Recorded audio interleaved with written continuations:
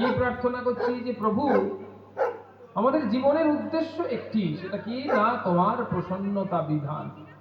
আমরা মন্ত্রে পেয়েছি তস্মিন তুষ্টে জগৎ তুষ্টম, তুমি তুষ্ট হলে জগৎ তুষ্ট হবে। আমরা মহাভারতে দেখেছি যে দুর্বাসা মুনি দুর্যোধনের অভিসন্ধিতে যখন তার সাধু মহাত্মাদের সঙ্গে করে নিয়ে সেই পাণ্ডবদের কাছে গিয়ে পৌঁছেছেন, পাণ্ডবরা দ্রৌপদীর মাধ্যমে তারা একটি সুন্দর বর লাভ করেছিলেন অগ্নিদেবের কাছ থেকে, মানে সূর্যদেবের কাছ থেকে। সূর্যদেব কি দিয়েছিলেন? তাদের একটি অক্ষয় পাত্র প্রদান করেছিলেন। এই অক্ষয় তৃতীয়ার দিন, কিছুদিন আগে অক্ষয় তৃতীয়া গেল, সেই অক্ষয় তৃতীয়ার দিন সূর্যদেব তাদেরকে একটি অক্ষয় পাত্র দিয়েছিলেন, যাতে কখনো খাবারের অভাব হবে না। কিন্তু কতক্ষণ পর্যন্ত? দিনে যতক্ষণ পর্যন্ত মা দ্রৌপদী না খাবেন। তো সেই দ্রৌপদীর খাওয়া হয়ে গেছে। তারপরে দুর্বাসা সাধু মহাত্মাদের সঙ্গে করে সেখানে গিয়ে সেবা অভিলাষে গেছেন, এবং যুধিষ্ঠির মহারাজ অত্যন্ত সরল সাদাসিধে তিনি তাদেরকে স্নান আহ্নিক করে আসার জন্য অনুরোধ করেছেন। তারা স্নান করতে গেছে, আহ্নিক করে ফিরবে এবং তাদের মধ্যে তার সেবার ব্যবস্থা করতে হবে। কিন্তু সেবার তো আর কিছু নেই, সেখানে অক্ষয় পাত্র কোনো কিছু ব্যবস্থা করতে পারছে না। এই সময় উপস্থিত হয়েছে সমস্ত সমস্যার সমাধানকারী যে সত্তা চৈতন্য পুরুষ, তিনি পুরাণ পুরুষ, তিনি তাকে বলা হচ্ছে শান্তাকারং ভুজগ স্বয়নম পদ্মনাভম সুরেশম বিশ্বধারম গগন সদৃশম মেঘবর্ণম শুভাঙ্গম লক্ষ্মীকান্তম কমল নয়নম যোগীভি ধ্যান গম্যম বন্দে বিষ্ণু ভবভয়হরম সর্বলোকৈকনাথম। সেই সর্বলোকের একজনই নাথ, সেই নারায়ণ, তিনি উপস্থিত হয়েছেন সেই ভগবান শ্রীকৃষ্ণ রূপে। তিনি কি করলেন যে এই মহা সংকটে পাণ্ডবদের কি করে উদ্ধার করা যায় সংকট থেকে।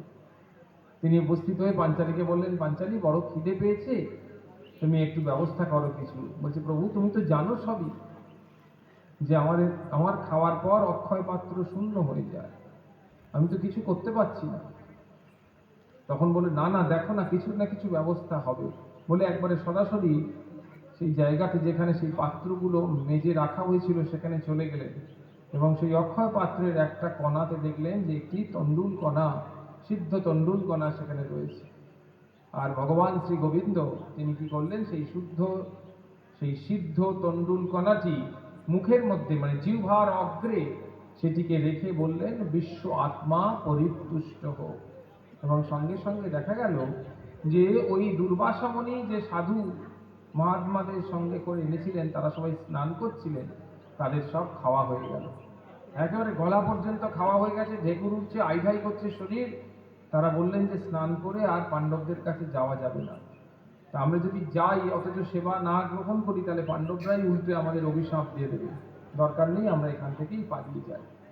তো তত্ত্বটা এখান থেকে যেটি নেবার, সেটি হলো গিয়ে ওই যে বললেন ভগবান বিশ্ব আত্মা পরিতুষ্ট হোক, সেটাই হচ্ছে আমাদের জানার বিষয়, যে তস্মিন তুষ্টে জগৎ তুষ্টম প্রীণীতে প্রণীতম জগৎ। তুমি তুষ্ট হলেই জগৎ তুষ্ট হবে, তুমি প্রীত হলেই জগৎ প্রীত হবে। তোমার আনন্দেই আনন্দ, তোমার প্রীতিতেই প্রীতি, তোমার সন্তুষ্টতেই সন্তুষ্টতা লাভ করা। তো এইরকম যখন অবস্থা, তখন সেই কাতরভাবে তিনি প্রার্থনা করছেন। কি প্রার্থনা করছেন? বলছেন, প্রভু তাহলে কৃপা করে আমাকে দিয়ে সদা সর্বদা কেবল সেই কাজগুলোই করিয়ে নাও, সেই চিন্তাগুলোই করিয়ে নাও, সেই ভাবগুলোই পোষণ করে নাও, যাতে তুমি সদা সর্বদা আমার প্রতি সন্তুষ্ট থাকবে। এমন কোনো কাজ করিও না যাতে তুমি অসন্তুষ্ট হবে। জগৎ অসন্তুষ্ট হয় হোক, কিন্তু তুমি যদি অসন্তুষ্ট হও, তাহলে আমার আর থাকবার জায়গা নেই, আমার আর বসার জায়গা নেই, আমার আর থাকার জায়গা নেই। তাহলে ভগবানের কাছে সেই ঐকান্তিক প্রার্থনা করতে হবে, এবং সেই প্রার্থনাটি আমাদেরকে শেখাচ্ছেন শ্রীমদ্ ভাগবত। শ্রীমদ্ ভাগবত আমাদেরকে শেখাচ্ছেন যে কি করে প্রার্থনা করতে হয়। এই প্রার্থনা করার প্রথমে যে প্রা মানেই হচ্ছে প্রকৃত আর্ত। আমরা যে সত্যি সত্যি আর্তভাব অবলম্বন করে, আন্তরিকতা সহকারে, অসহায়তা এটা বোধ করে যদি ভগবানের কাছে প্রার্থনা করি, তাহলে নিশ্চয়ই ভগবান সেই ভাবটি আমাদেরকে পূরণ করবেন।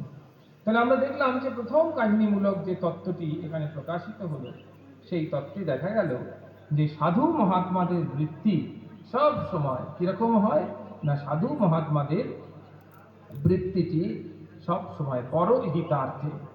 ব্যাসদেব সুন্দর একটি তত্ত্ব বলছেন। কি বললেন তিনি? বলছেন সর্বশাস্ত্র পুরাণেষু ব্যাসস্য বচনদ্বয়ম পরোপকারায় পুণ্যায় পাপায় পরোপীড়নম। সমস্ত শাস্ত্র যেগুলো আমি রচনা করেছি, সেই সমস্ত শাস্ত্রে আমি কেবলমাত্র এই দুটো কথাই বলতে চেয়েছি, আর কিছু কথা আমি ঠিক বলতে চাইনি।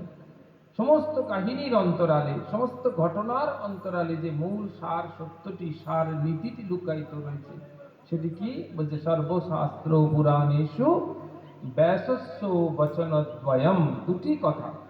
কি কি না, পরোপকারায় পুণ্যায়, পরের উপকার করলে পুণ্য লাভ হয়, আর পাপায় পরোপীড়নম, অন্যের অপকার করলে, অন্যের ক্ষতি করলে, অন্যকে পীড়ন দিলে তাতে পাপ উৎপন্ন হয়। তাহলে এটি হচ্ছেন ব্যাসদেব একদম পরিষ্কার বললেন। এই তত্ত্বটি যদি আমরা জীবনকে কাজে লাগাতে পারি, তাহলে আমরা বুঝতে পারবো যে আমাদের এই তত্ত্বগত দিক আর প্রয়োগের মাঝখানে যে ব্যবধান, সেটি ঘুচে যাবে। আরেকটি তত্ত্ব ভাগবত প্রতিষ্ঠিত করলেন। সেটি কি? ভাগবতে জিজ্ঞাসা করছেন সৌরকাদি ঋষিবৃন্দ নৈমিষারণ্যে। কি জিজ্ঞাসা করছেন? কাকে জিজ্ঞাসা করছেন? আমাদের সূত গোস্বামী পাদকে জিজ্ঞাসা করলেন। কি? প্রভু, একটা কথা বলি। বলল কি? বলছে আমাদের জীবনকে বড় কঠিন লাগে। এই কঠিন লাগে কেন? জীবন কেন আমাদের কাছে কঠিন হয়ে আসে? এটি আপনি কৃপা করে বলুন। তো তিনটি শব্দের কথা বললেন সূত গোস্বামী পাদ শ্রীমদ্ ভাগবতে। তিনটি শব্দ। কি কি শব্দ? আমরা আমাদের জীবনের সাথে শব্দগুলো মেলাবো। যে আমাদের যখন জীবনটি কি খুব কঠিন লাগে, তখন সত্যি সত্যি কি এই তিনটি শব্দ আছে, তবে আমরা এই ভাগবতী ধর্মটাকে প্রয়োগ করতে পারব। যমরাজ তার শিষ্যদেরকে বলেছিলেন, যখন তারা অজামিলকে ধরতে এসেছিল, অজামিলের মৃত্যু কাল উপস্থিত, সে এমন কোনো পাপ নেই যে সে করেনি। এত পাপ করেছে, তাহলে তার গতি কোথায় হবে না? সেই যমলোকে। তাই যমদূতেরা এসেছে তাকে নিয়ে যাওয়ার জন্য। এদিকে সে ওই যমদূতদের সেই ভয়ঙ্কর রূপ দেখে ভয় পেয়ে গিয়ে তার গলা শুকিয়ে গেছে। তিনি তার ছোট ছেলে, তার কাছে একটু জল প্রার্থনা করার জন্য চিৎকার করে ডাকছেন, নারায়ণ নারায়ণ নারায়ণ। এই যে বারবার সেই দিব্য প্রতিভাস করছেন নারায়ণ নারায়ণ বলে, সেই নারায়ণের আহ্বানে নামাভাস হয়ে গেল।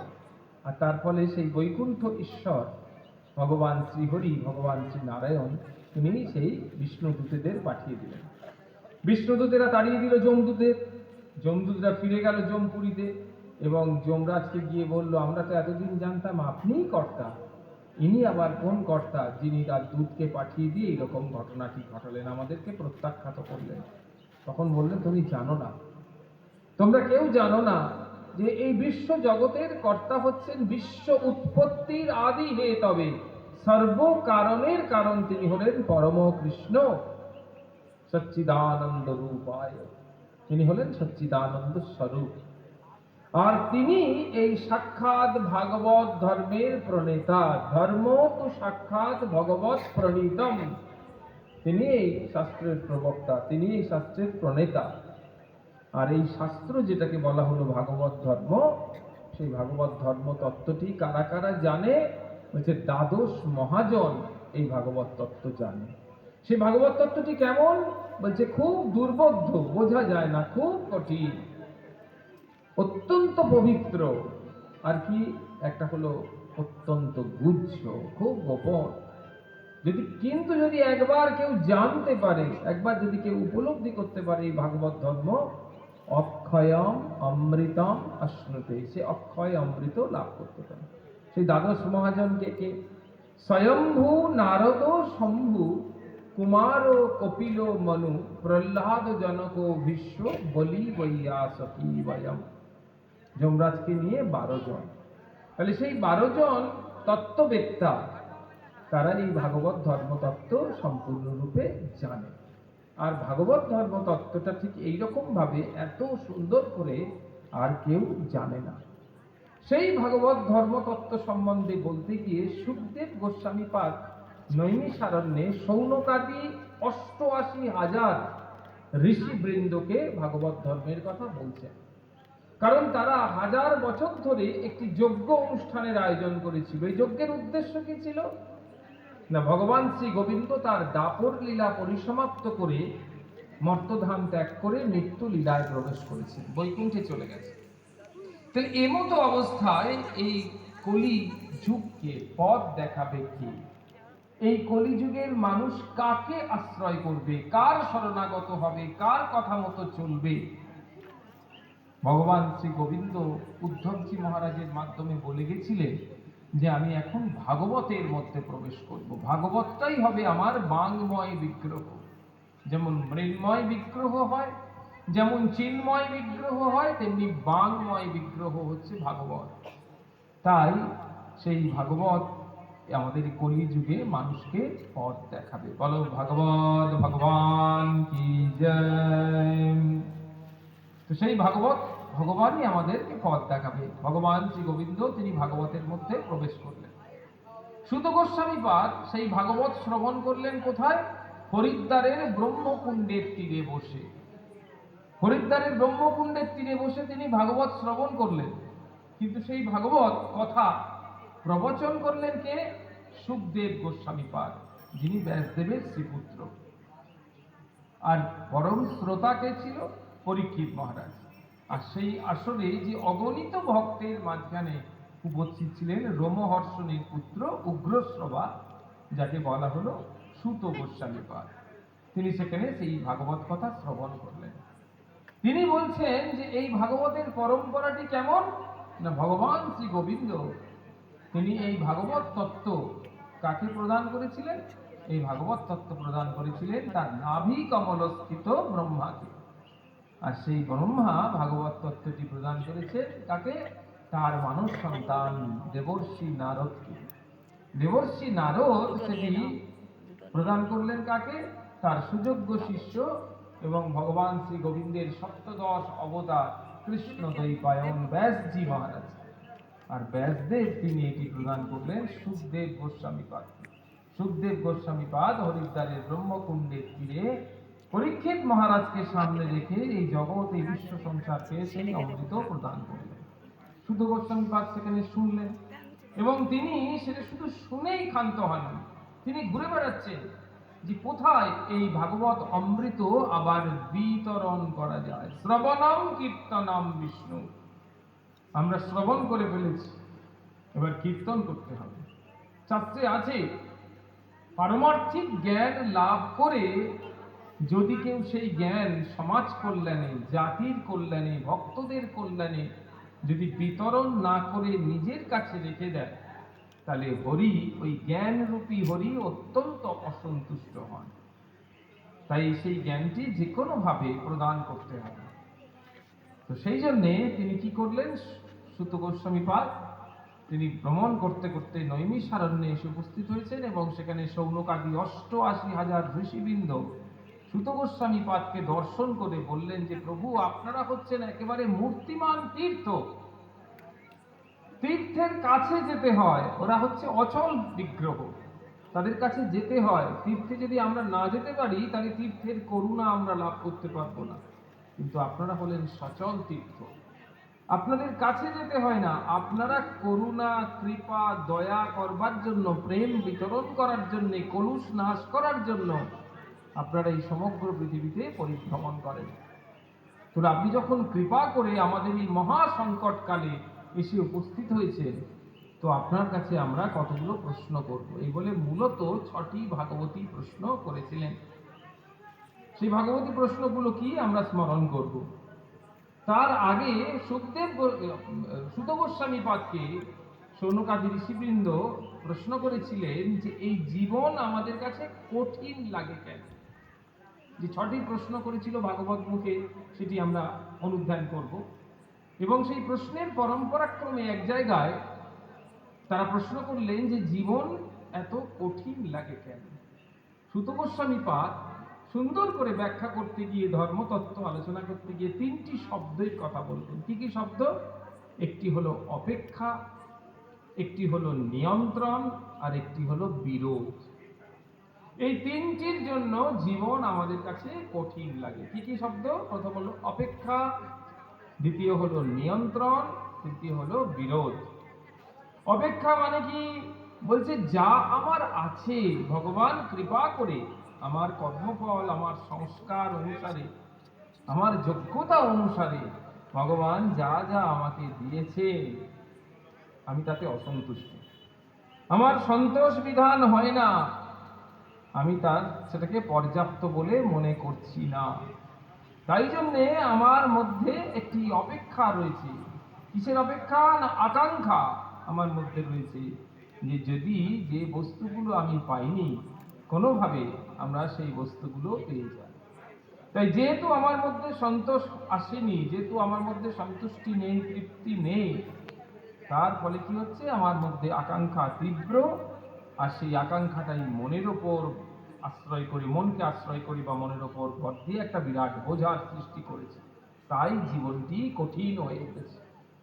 সুত গোস্বামী পাদ শৌনকাদি ঋষিকে এরকম বললেন, জীবন কঠিন হওয়ার প্রথম কারণ হচ্ছে অপেক্ষা। তাহলে সেই অপেক্ষা দূরীভূত হবে কি করে? বলছে অপেক্ষা দূরীভূত হবে যদি আমার ইক্ষণ প্রস্ফুটিত হয়।